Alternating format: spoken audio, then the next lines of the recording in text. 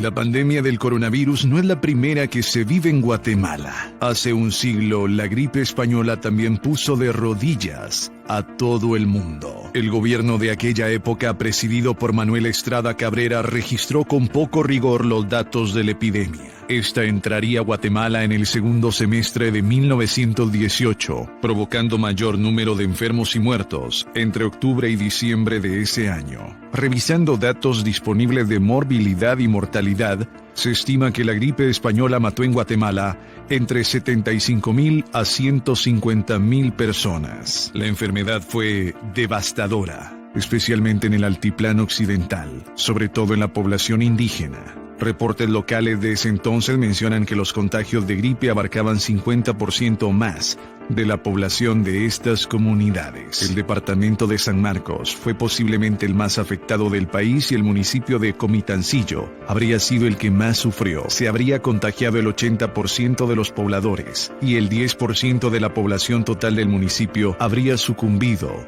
a la influenza, una enfermedad que afectó a ricos y a pobres, donde familias enteras perecieron por la gripe con fincas diezmadas, desde el propietario hasta los mozos y pueblos abandonados. La pandemia ocurrió en 1918, un año después del terremoto de 1917. El gobierno de Manuel Estrada Cabrera, golpeado ya por este desastre, tenía poca capacidad para atender una nueva catástrofe.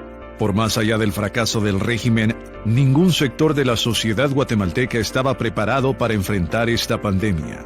Ya cuando lo peor había pasado en 1919, los diarios guatemaltecos publicaban este tipo de notas.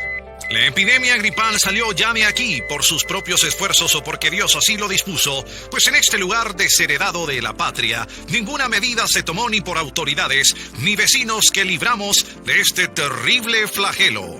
De los Altos. La salubridad en las altiplanicies y costas ya es satisfactoria. Concluyó la atroz mortandad de indígenas y hay que dar gracias en primer lugar a la providencia, pues por lo que toca a las autoridades, aunque algo hicieron en favor de la salubridad, esto quedó desvirtuado en parte de los innumerables disparates que luego cometieron permitiendo funciones religiosas en el interior de las iglesias, fiestas de los pueblos y demás. La pandemia de la gripe española afectó la economía del país. Además, incorpora en su estudio datos sobre la exportación de café que muestran que la producción de café de exportación tuvo una caída del 14% ese año. No solamente impacto económico, sino político. La pandemia de 1918 tuvo dos consecuencias políticas principales. Atizar el movimiento indígena que primero desde las aulas universitarias y luego desde el ejército empezó a abogar por la necesidad de mejorar las condiciones de la vida de los indígenas, bajo el supuesto de que esto convenía a la estabilidad del Estado en su conjunto, y las falencias del gobierno de Manuel Estrada Cabrera a debilitar, al punto de que el dictador fue derrocado en 1920. 100 años después, la pandemia se ha enfrentado de una manera más inteligente, pero es necesario que cada uno de nosotros pongamos de nuestra parte,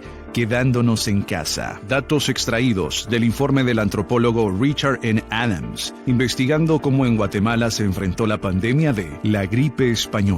Locución y edición, Juan Pablo Mata.